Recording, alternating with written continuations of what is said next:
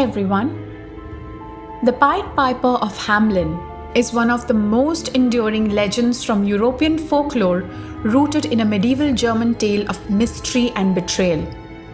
Dressed in brightly colored clothes and playing an enchanting tune on his pipe, the piper was said to lure away rats and, in a darker turn, the town's children when the people of Hamelin refused to pay him for his services. Blending elements of history, myth, and moral warning, the story of the Pied Piper has been retold for centuries in poems, plays, and fairy tales. Today, let's know about the legend of the Pied Piper of Hamelin and the dark story behind it. Let's start the video, but before that, please don't forget to subscribe to the channel and like this video.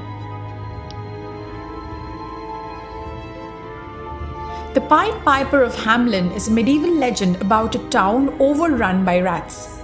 During the height of the infestation, a mysterious wandering bard appeared, dressed in vibrant multicolored clothes, and promised to rid the town of its vermin in exchange for gold. Desperate, the townspeople agreed, but the tale soon takes a much darker turn. A legend is a story with historical roots but lacking definitive proof.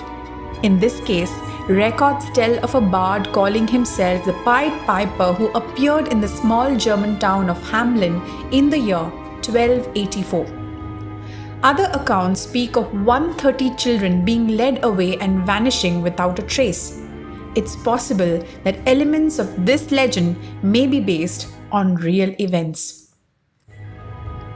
Pipers were wandering musicians who could be hired to perform at festivals and celebrations.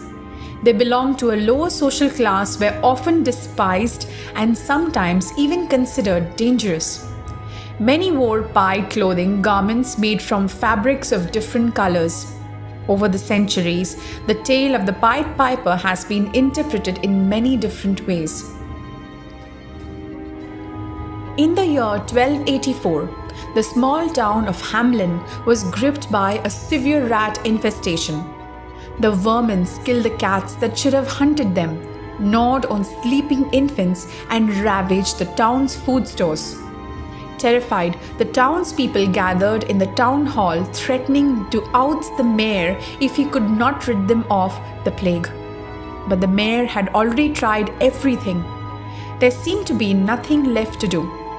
It was then that a mysterious figure appeared, a wandering bard clad in a coat of many vibrant colors. Calling himself the Pied Piper, he claimed to possess a secret charm that could rid Hamelin of rats. All he asked in return was 1,000 gold coins. The mayor agreed without hesitation. The piper raised his flute to his lips, played a strange and unsettling melody, and danced through the streets. From the sewers they poured, squeezing out from beneath doorways and emerging from every shadowed corner until the rats swarmed in a churning mass around him. The Pied Piper skipped down the road and into the river Weser, wading deeper and deeper until the water reached its neck. The rats followed in after him, but they could not swim. One by one, they sank beneath the surface and their lifeless bodies were swept away by the current. The townspeople rejoiced. The weight of desperation lifted from their shoulders. The nightmare was finally over. But soon they decided that 1,000 gold coins was far too steep a price for such a simple solution. When the Pied Piper returned to the town hall to collect his payment, the mayor broke the agreement, offering only 50 coins instead.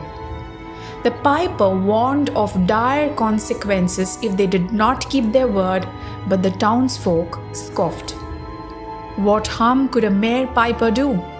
They summoned the guards and drove him from the town. The piper raised his flute once more, filling the air with another strange and otherworldly melody. But this time, it was the children who followed him. The townspeople, spellbound by the music, could do nothing to stop him. That day, 130 children vanished, leaving only 3 behind. The first was lame and could not keep up.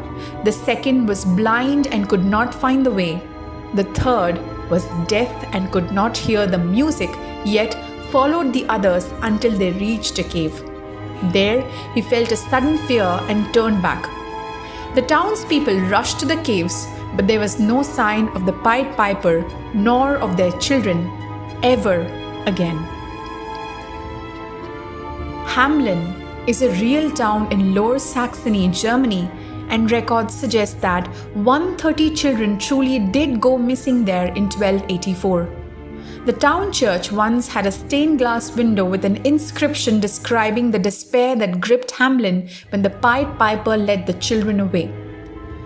Some historians have connected the legend to the tragic children's crusade of 1212, in which a German preacher boy named Nicholas gathered as many as 30,000 boys, adolescents, and peasants to march to the Holy Land, hoping to convert Muslims to Christianity.